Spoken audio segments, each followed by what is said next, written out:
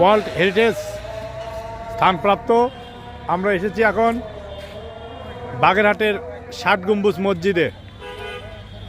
ইতিহাস, ঐতিহ্য, সংস্কৃতি, বিজ্ঞান বিবেচিত কোনো মানুষ শিকড়বিহীন গাছের ন্যায়।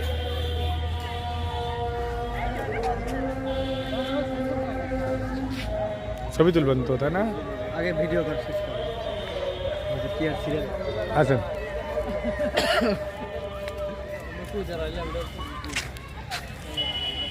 বাগেরহাট জাদুঘর